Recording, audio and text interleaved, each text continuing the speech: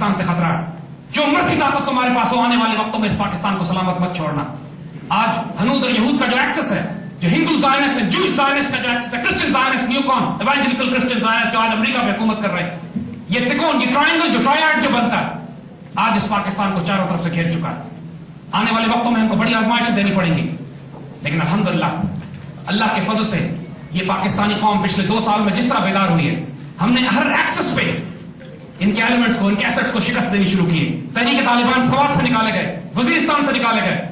پاکستان کے اندر جو خود کش حملہ آوروں کی ایک خوفناک لہر 2007 سے چل رہی تھی، اللہ کے فضل سے اس میں بڑی حد تک کمی واقع ہو گئی ہے. پاکستانی قوم دوست اور دشمن کو پہچان چکی ہے. پاکستانی قوم یہ ریکگنائز کر چکی ہے کہ یہ فورتھ جنریشن وار میں جو کھیل ہمارے گرد مسلط کیا جا رہا ہے، یہ کیا ہے. پاکستان کی مسلح افواج پاکستان کی قوم کے ساتھ مل کر اب ایک unified collective national security defensive strategy بنائی جا رہی ہے. اللہ کے فضل سے نوجوان بیدار ہیں. پاکستان کے نوجوان اپنی آئیڈیالوجی پہ، اپنی آئیڈینٹی پہ، ہماری آئیڈیالوجی گنبد خضرا سے، ہماری آئیڈینٹی سب ہلالی پرچم کے ساتھ وابستہ ہے. ہماری یہی 2 شناخت ہیں. اس کے علاوہ جو آپ کو کسی اور شناخت میں تقسیم کرتا ہے، امت مسلمہ کا دشمن ہے. محتاط رہیے گا اس سے. آنے والے وقتوں میں ہمت نہ ہارنا، حوصلہ نہ ہارنا، آزمائشیں ہوں گی، جلد بازی مت کرنا. یہ تربیت کا وقت ہے، اللہ نے ہمیں دیا. اقبال کو ریوائو کرو. قرآن پاک کی، حضور صلی اللہ علیہ وسلم کی سیرت مبارکہ کی سب سے خوبصورت تشریح جو آج کے دور کے لیے کی گئی ہے، وہ اقبال نے کی ہے. اقبال کو ریوائو بذات خود اقبال کی وجہ سے نہیں، اس لیے کیا جاتا ہے کہ قرآن و سنت کی ترجمانی کرتے ہیں. وہ تمہیں اقبال پڑھو گے تو تمہارے وجود میں ایک آگ لگا دیں گے. ممکن نہیں ہے کہ اس کے بعد آپ نارمل رہ سکیں، یا وسط افلاک میں تکبیر مسلسل. وہ سحر جس سے لرزتا ہے شبستان وجود، ہوتی ہے بندے مومن کی اذان سے پیدا وہ رسم اذان جس میں روح بلالی گم گئی ہے.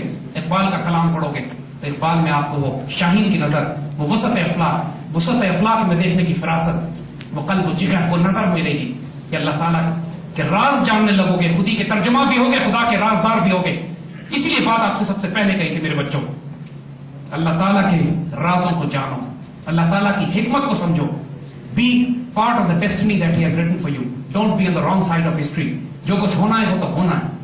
جو لوگ اس قافلے کو مس کر جائیں گے ان کے لیے صرف افسوس ہے، اور جو اس کا حصہ بنیں گے 2 جہانوں میں خوش نصیب ہیں. اللہ آپ کو خوش نصیبوں میں بنائے. اللہ اس پاکستان کا حامی و ناصر ہو. جو سعادت کی زندگی گزارتے ہیں اور شہادت کی موت ان کا نصیب ہے انشاءاللہ. آنے والے وقتوں میں انشاءاللہ تم اس نصیب کا حصہ ہو. جزاک اللہ خیر. پاکستان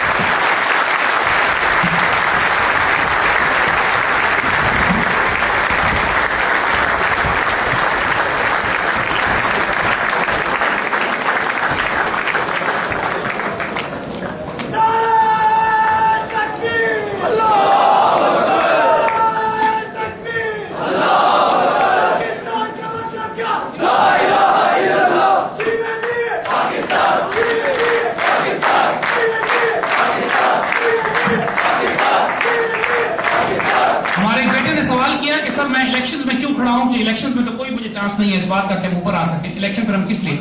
یہ بات بالکل ٹھیک ہے بیٹا. اس پاکستان کے 3 بڑے نظام ہیں جن کو تبدیل ہونا لازم ہے. ایک اس پاکستان کا سیاسی نظام، یہ سیاسی نظام جس میں 250 کرپٹ سیاسی جماعتیں آپس میں الجھ کر اور ناپاک اور پلید ترین لوگ ہمارے اوپر مسلط کر دیے جاتے ہیں. نہ یہ خلافت راستہ کا ماڈل ہے، نہ یہ جمہوریت ہے، نہ ہی دنیا میں کبھی ایکسپٹ کیا جائے گا. آنے والی ذمہ داریاں جو اس قوم پر دی جانے والی ہیں اس میں یہ سیاسی نظام اس کو ہیلپ نہیں کر سکتا. اس کو تبدیل کرنا پڑے گا. نہ ڈکٹیٹرشپ نہ ڈیموکریسی. یہاں تیسرا نظام جو خلافت راستہ کی بنیاد پر ہے. کسی حد تک آج ایران نے اس کی مثال دینے کی کوشش کی ہے کہ ایران میں کوئی سیاسی جماعت نہیں ہے، اس کے باوجود وہاں فری اینڈ فیئر الیکشن ہوتے ہیں اور اپنی قوم کے بہترین لوگوں کو اپنے اوپر حکمران بناتے ہیں. کوئی سیاسی جماعتیں وہاں نہیں ہیں. خلافت راستہ میں کوئی سیاسی جماعتیں نہیں تھی اور اپنے بہترین لوگ وہاں پر حکمران بنتے تھے. وہ ماڈل اڈاپٹ کیا جا سکتا ہے جو خلافت راستہ کا ہے. اسی طرح اکنامک سسٹم میں سود اور ربا کے نظام کے ذریعے جو گلوبل اکنامک سسٹم ویسے ہی کولیپس کر رہا ہے، جس کو اقبال نے کہا تھا کہ یہ تہذیب اپنے خنجر سے آپ خودکشی کرے گی، جو شاخ نازک پہ آشیاں بنے گا ناپائیدار ہوگا. تو اب ہم کو real wealth based economic model چاہیے جس کی بنیاد درہم و دینار سونے اور چاندی پہ ہو، اور یہ پیپر کرنسی بیسڈ ماڈل. اور تیسرا جوڈیشل سسٹم، یہ عدالتی نظام جو انگریزوں کا 1860 کا بنا ہوا عدالتی نظام جو آج ہم پر مسلط کیا گیا ہے، یہ 21ویں صدی میں آنے والے دور میں مسلمان ملت کی نمائندگی نہیں کرتا. اس کو بھی ریڈیکلی چینج کرنا ہے. Out of the box solution ہمیں چاہیے. جیسے آپ سے پہلے پروفیسر صاحب نے آپ کو بتایا تھا کہ انرجی پیدا کرنے کے مختلف مسائل کے ایسے طریقے ہیں جو کسی عام انسان کے ذہن میں نہیں آتے.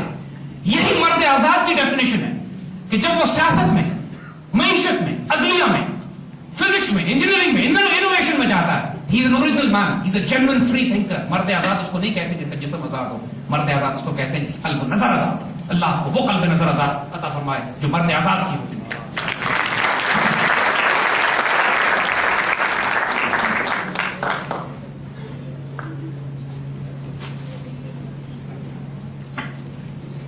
بیٹے نے پوچھا کہ آپ نے کہا کہ ایجپٹ جو ہے وہ غلام ملک ہے، کیا ہم پاکستانی ایجپشن سے کس طرح بہتر ہیں؟ دیکھو بیٹا، اللہ کے فضل سے صرف یہی بات کہ آج ہم اس جلسے میں آپ کے ساتھ کھڑے ہو کر جتنی سخت باتیں کر رہے ہیں، اس کا اشیر بھی 100 بھی ایجپٹ میں اگر کوئی مسلمان کھڑے ہو کے یہ باتیں کریں تو اگلے دن وہ اپنے خاندان، اپنے محلے سمیت غائب کر دیا جاتا ہے. ہم اس لیے بہتر ہیں کہ ہمیں جرأت کردار ہے. ہم اس لیے بہتر ہیں اللہ کے فضل سے کہ اللہ اس کے رسول کی نگاہ ہمارے اوپر ہے.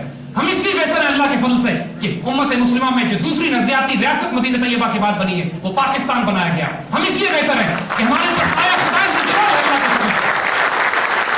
ہم اس لیے بہتر ہیں کہ اب اللہ اس کے رسول صلی اللہ علیہ وسلم نے جو ڈیوٹی لینی ہے وہ آپ سے لینی ہے.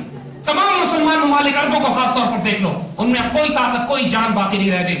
40 کروڑ سے زائد عرب ہیں، 20 لاکھ 30 لاکھ سے زائد یہودی ہیں جو مسلمانوں کو رسوا کر رہے ہیں فلسطین میں. ان عربوں میں جرأت نہیں ہے کہ کوئی کھڑا ہو کر اسرائیل کو چیلنج کر سکے. اللہ نے اگر کسی قوم کا انتخاب بھی کیا آج کے دور میں، یا وہ ترک ہیں یا پاکستانی، الحمدللہ.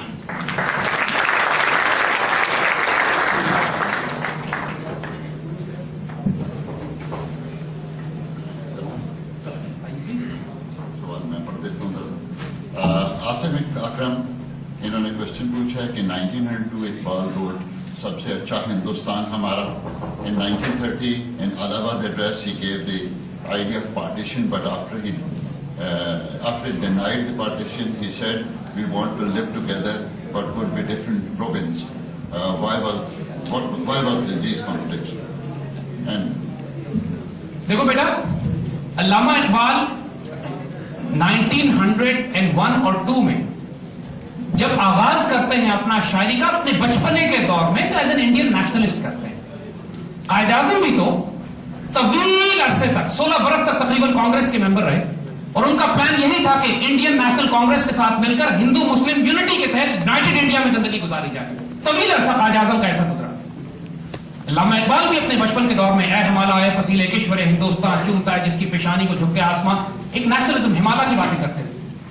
لیکن جب وہ انگلینڈ گئے 1905-1906 میں، اس وقت اقبال نے جو نظمیں لکھی ہیں طلوع اسلام، اس وقت جو باتیں کی ہیں انہوں نے، جو پین اسلامک سوسائٹی کا ممبر بنے جا کے انگلینڈ میں، وہاں سے وہ اقبال ایک انڈین نیشنلسٹ سے نکل کر پین اسلامک ہو چکے تھے. اور واپس آنے کے بعد 1911 اور 12 میں جب طرابلس، جنگ طرابلس کے حوالے سے فاطمہ بنت عبداللہ لکھی، اور پھر وہ پوری تحریک اقبال کی تبدیل ہو گئی جو 1914، 15، 16 میں اسرار خودی اور رموز بے خودی لکھتے ہیں، اور پھر اقبال بھی تبدیل ہو جاتے ہیں. اور یہ اقبال پھر تبدیل کرتے ہیں اس نیشنلسٹ جناح کو جو انڈین نیشنل کانگریس کی سپورٹ کرتے تھے، ان کو تبدیل کرتے جناح سے قائد اعظم بنانے والے پھر یہی علامہ محمد اقبال ہیں. اور اللہ کے فضل سے ان کو آخر تک کوئی شبہ اس بات پہ نہیں تھا کہ پاکستان جب تک پاکستان نہیں بنے گا اس وقت کوئی مسلمانوں کا عروج نہیں ہوگا. بیٹا یہ پروگریسو فیزز ہوتی ہیں زندگی کی، جو آخر میں فائنل کم از کم 1911 سے لے کر 1938 تک اقبال کی زندگی کا جو دور ہے، that is a ڈیسائسو phase, not 1902. اس میں تو اقبال خود اکنالج کرتے ہیں کہ وہ بھی طالب علم.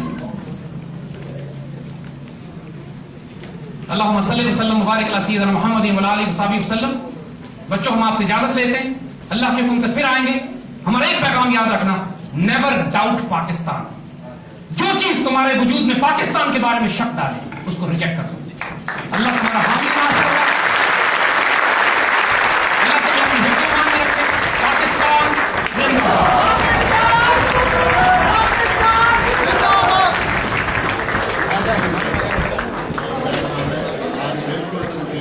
Come on here, the honorable faculty members and the guests who have come from outside, please go, they have to wait.